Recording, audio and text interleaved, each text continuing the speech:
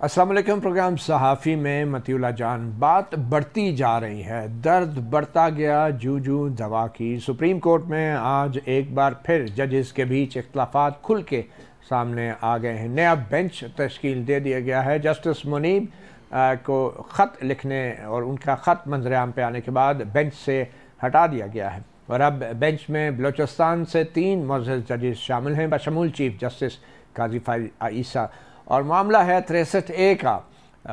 अरकान पार्लियामेंट अपनी पार्लिमानी जमात की हदायत के बरखिलाफ वोट डालने पर न सिर्फ ये कि उनका वोट शुमार नहीं होगा, उनको नाअहल भी किया जाएगा। ये वो सुप्रीम कोर्ट का फैसला है जिसके खिलाफ अब नज़रसानी दरख्वास्तों की ये 5 रुकनी बेंच समाअत कर रहा है। चीफ जस्टिस काजी फ़ाइज़ की रिटायरमेंट में 25 दिन तकरीबन 25 दिन रह गए हैं और बज़ाहिर उससे पहले ये फैसला होना है कि आया PTI के अरकान असम्बली अगर उन्हें तोड़कर 2/3 अक्सरियत हासिल करके मुजव्वज़ा आइनी तरमीम मंजूर की जाती है तो क्या PTI के वो अरकान असम्बली उनका वोट शुमार होगा या नहीं। ये वो सवाल है जिसका जवाब आइंदा कल या परसों तक ये लग रहा है कि सामने आ जाएगा।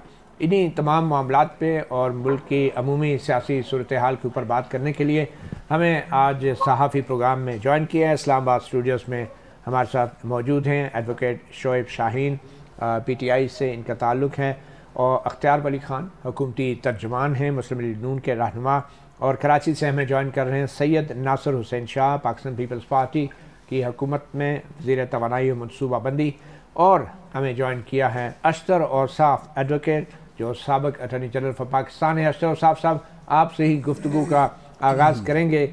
ये आइनी तरमीम का जो तजवीज़ आई है उसके बाद सुप्रीम कोर्ट में एक फूट पड़ गई है और जजेस खुलेआम ख़त किताबत कर रहे हैं, एक दूसरे के ख़िलाफ़ रिमार्क्स दे रहे हैं, इल्ज़ामात लगा रहे हैं।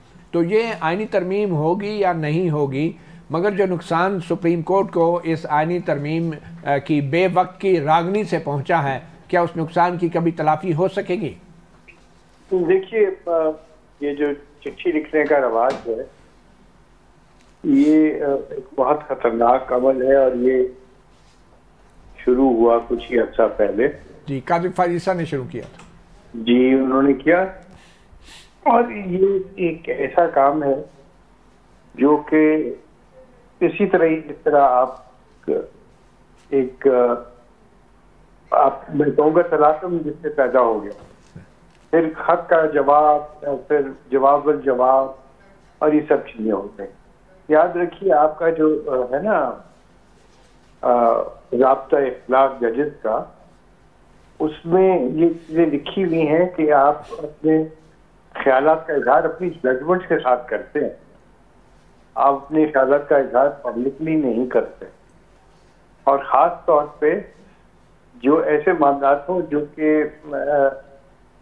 ऐसे अहमियत के हैं कि अगर उनका इख्फा कर दिया जाए, उनको सामने लाया जाए, तो आजकल के जो हालात हैं ये उसी चीज की गमाजी हैं, उससे नुकसान होता है। ठीक। दूसरा, आपने कहा कि बेवक्त की रागनी। तो देखिए, आइन में तरामीम के 5-6 होते हैं मकासद। एक मकसद ये है कि आप जो वक्त के तकाजे हैं उनके मुताबिक काम करें। दूसरा ये कि आप के कवानीन जो हैं वो इतने चेंजेस उनको लेके आने हैं, जिस तरह आपने 18th अमेंडमेंट को देखा कि आपको लेके आना पड़ा उसको आइन की जो असल शक्ल है उसके करीब। मगर उस पर तवील बहस हुई 18वीं तरमीम पे, और अब की बार तो ये लगा कि कोई बहुत ही पुरअसरार तब्दीलियां आ रही हैं इनमें। आपने देखा कि उसके ऊपर तकरीर जो हुई उसको सीक्रेसी में रखा गया था, 1 साल लगा था, लेकिन ये सब बातें मुशावरत तो हुई थी ना, आप लोगों ने तो मुशावरत नहीं की। बिल्कुल मुशावरत हुई, और मैं अभी भी इस चीज का दाई हूँ कि उस वक्त भी पब्लिक डिबेट होनी चाहिए थी, आज भी पब्लिक डिबेट जो नहीं हुई। ठीक है। अच्छा, अब ये जो आपने पॉइंट आउट किया कि ये इतना बड़ा नुकसान हो गया, तो इसकी तलाफी कैसे हो? इसकी तलाफी जो है वो कोई कानून नहीं कर सकता, वो आइन में तब्दीली भी नहीं कर सकता। वो है सियासत के ऊपर डिपेंड करता है। और आपने कहा कि दर्द बढ़ता गया जो जो दुआ की, तो दवा तो किसी ने की ही नहीं। इसमें बहुत जरूरी है कि रीशऊर सीनियर चाहे जूनियर भी हो, लेकिन सीरियस माइंडेड लोग बैठें और एक ब्रिज का काम करें। गवर्नमेंट के दरमियान एस्टैब्लिशमेंट हो, जुडिशरी हो, ये सारे के सारे याद रखिए कि जब अदालतें जो हैं उनके अंदर इस तरह का इंतजार हो जाए तो वो एक मल्टीप्लायर इफेक्ट होता है उसका। ठीक है। फिर आपके मुल्क में इतना इंतजार हो जाएगा कि वो किसी के काबिल नहीं है। मगर अशरफ साहब, आप साबिक अटॉर्नी जनरल हैं, आपको नहीं लगता कि इस इंतशार की जिम्मेदार मौजूदा हुकूमत है जो जस्टिस मंसूर अली शाह को पनिश करना चाह रही, सज़ा देना चाह रही है मखसूस नशस्तों के फैसले की वजह से, और अब 25 दिन रह गए, अभी तक उनके चीफ जस्टिस का नोटिफिकेशन भी नहीं निकाला गया, तो इसकी वजह आप लोग नहीं है जिन्होंने बर वक्त नोटिफिकेशन नहीं निकाला और इस गैर यकीनी को ख़त्म नहीं किया? देखिए, आप लोग से आपकी क्या मुराद? आप लोग से मुराद ये है कि आप साबिक अटॉर्नी जनरल रहे हैं जिस हुकूमत के, उसी हुकूमत का ये जिम्मेदारी नहीं थी? देखिए, मैं बताऊँ आपको, पहली तो ये अगर कोई तासुर देना चाहता है कि ये पनिशमेंट वगैरह कोई है, ऐसी कोई चीज नहीं। मंसूर अली शाह साहब बहुत जय्यद, बहुत मेहनती, बहुत कोना मक्श जज हैं और उनको कोई पनिशमेंट की बात नहीं हो रही। सर, लेकिन ये कोना मक्श जज साहब को कोनी क्यों मारी जा रही है? नोटिफिकेशन आपके ख्याल में आ नहीं जाना चाहिए था अभी तक? देखिए, नोटिफिकेशन रिटायरमेंट से पहले ही हो, तो इतनी पहले से क्यों किया जाए? दूसरी बात यह है कि जब तक ये आइन है, उसकी यही शक्ल है, तो मंसूर अली शाह साहब ही जज होंगे, चीफ जस्टिस होंगे, तो इसमें किसी को शक नहीं है। हाँ, अगर कॉन्स्टिट्यूशन कोर्ट बनता है और इसमें उनको वहां पे भेज दिया जाता है, वहां चले जाए, तो it be a different thing all together. लेकिन जो मौजूदा है आइन की, उसके तहत वही चीफ जस्टिस बनेंगे। आप ये कह रहे हैं कि जस्टिस मंसूर अली शाह को भी आईनी अदालत में भेजा जा सकता है बतौर सरबराह या जज, व्हाटएवर, आई डोंट नो। अच्छा साहब, आप जब अटॉर्नी जनरल थे तो उस वक्त आपकी हुकूमत के पास एक मौका था कि जो सदर आरिफ अलवी ने जो रेफरेंस दायर कर रखा था, उनको आपके वज़ीर-ए-आज़म शहबाज शरीफ मशवरा दे के वो रेफरेंस वापस भी ले सकते थे अभी तक, क्योंकि रेफरेंस का राय नहीं आई थी सुप्रीम कोर्ट की और फैसला भी नहीं आया था। तो आप जब अटॉर्नी जनरल थे तो किस किस्म के आपके सामने ऑप्शन थे इस सदारती रेफरेंस के हवाले से? बहुत सारे ऑप्शन, बहुत सारी बातें थी, और ये बिल्कुल, लेकिन यही कहा गया कि सुप्रीम कोर्ट ने, चूंकि मामला चल रहा है, इसको चलने दे। और मुझे यकीन था कि जो है वो कोर्ट जो है वो कॉन्स्टिट्यूशन को रीराइट नहीं करेगी। और मेरे लिए अचंभे का बायस था कि ये जिस तरीके से ये फैसला आया, ठीक, बिकॉज इसके अंदर कोई किसी किस्म की गुंजाइश नहीं थी कि आप एक ऐसी चीज जो आइन में नहीं लिखी उसको उसके अंदर तस्वर कर लें। सही, ये बात तो उस वक्त बहुत से लोग भी कर रहे थे और हम भी कर रहे थे कि ये रीराइट यकीनी तौर पे हुआ है। उस वक्त एक ख़ास सियासी माहौल था, कुछ तकाजे थे। आप ये बताएं कि ये जो जजेस कमेटी ऑर्डिनेंस के तहत तश्कील दी गई है, आर्जी कानून साजी के तहत, क्या ये सुप्रीम कोर्ट के इंतज़ामी मामलात में बराह रास्त मुदाखलत नहीं है? और ये ऑर्डिनेंस की ज़रूरत क्यों पड़ी? क्या इसके सियासी मकासद नहीं थे? मैं इसके सियासी मकासद तो हो नहीं सकते ना, बिकॉज ये तो internal working of the court है।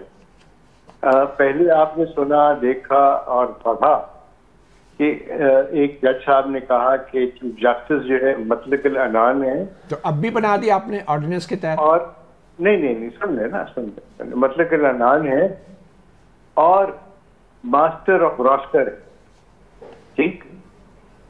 अब वो एक ऐसी सिचुएशन आ गई थी where everybody was complaining, high court के जजेस भी और सब कुछ ये था। अच्छा, हाई कोर्ट के जजेस भी शिकायत लगा रहे थे? सुप्रीम कोर्ट के जज। अच्छा अच्छा, सुप्रीम कोर्ट के कुछ जजों ने वाकई शिकायत की थी, काजी फाइसा साहब ने शिकायत की थी? नहीं, काजी फाइसा की आप नाम न लीजिए। अच्छा, बहुत सारे जज, और उन्होंने फिर बाद में फैसला किया कि ये जो लेजिस्लेटिव तरीके से उस जजमेंट को, उसके इफेक्ट को नलीफाई किया गया है, तो वो ठीक हुआ है और ये इंटरफेरेंस नहीं है। सही। अब ऑर्डिनेंस क्या है? ऑर्डिनेंस एक लेजिस्लेशन है for a specific time period, और उसको तौसीक चाहिए होती है लेजिस्लेचर। तो ये भी तो कानून है, और जब तक ये कानून है उसके ऊपर अमल दरामद जरूरी है। अच्छा, ये बता दें और जब तक इसको स्ट्राइक डाउन न किया आपकी बात सही है, ऑर्डिनेंस है, एक कानून है, क्या आपके ख्याल में चीफ जस्टिस की ये जिम्मेदारी नहीं थी कि अपने साथी जजों को इस ऑर्डिनेंस के हवाले से पहले एतमाद में लिया जाता, क्योंकि ये इंटरनल वर्किंग को बराह रास्त इफेक्ट कर रहा था ये ऑर्डिनेंस? आपसे किसने कहा है कि वो काजी फाइजा साहब ने तो बनवाया है? नहीं, मैं ये नहीं कह रहा कि बनवाया, मैं कह रहा हूँ कि अगर आ गया था तो उनको फुल कोर्ट मीटिंग बुला के एतमाद में नहीं लेना चाहिए था पूरी सुप्रीम कोर्ट के साथी जजों को? सारी, इसका मतलब है कि जितने भी कवानीन आए फुल कोर्ट की होनी चाहिए मीटिंग, और इसके अंदर वो नहीं, क्योंकि ये फुल कोर्ट का एक फैसला था, प्रैक्टिस एंड प्रोसीजर एक्ट के अंदर ये फैसला था फुल कोर्ट का ना। आप बहुत सीनियर सहाफी और आप कवर कर रहे हैं सुप्रीम कोर्ट को बहुत अरसे से। देखिए, जब कवानीन आते हैं तो उनको फुल कोर्ट मीटिंग में डिस्कस नहीं किया जाता, उनको कोर्ट में डिस्कस। मैं एडमिनिस्ट्रेटिव साइड की बात कर रहा हूँ, उनको सिर्फ इन्फॉर्म बकायदा कर सकते थे कि ये फुल कोर्ट के कवायद में तब्दीली हुई है, तो कवायद से तो आगाह करना साथी जजों को इंतजामी साइड पे, इस ये क्या एक तकाजा नहीं था? ये कानूनी तौर पे कहें या अखलाकी तौर, वैसे भी ये फुल कोर्ट का फैसला था प्रैक्टिस एंड प्रोसीजर एक्ट का, जिसके बरखिलाफ ये ऑर्डिनेंस आया। नहीं, उसके खिलाफ तो नहीं ऑर्डिनेंस आया, किसने कहा आपसे? आप जरा उसको पढ़ तो दीजिए, उसके बिल्कुल खिलाफ नहीं आया, उसमें उन्होंने उसको चेंज किया है, नंबर 1। नंबर 2, बड़ी सिंपल बात है, सिंपल बात ये है कि आगाह करने का क्या बात है? जो एक स्टैट्यूट पास हो जाए उसमें किसी को आगाह नहीं किया जाता मेरे भाई। चलें, सही, बिल्कुल सही है। बहुत शुक्रिया अशतर रसाफ साहब, साबिक अटॉर्नी जनरल फॉर पाकिस्तान, सहाफ़ी प्रोग्राम को वक्त देने का। ब्रेक लेते हैं, ब्रेक के बाद बात करते हैं माहिर सियासियात से, और हमारे साथ जो मेहमान हैं उनका तारफ़ मैं करा चुका हूँ। छोटी सी ब्रेक लेते हैं।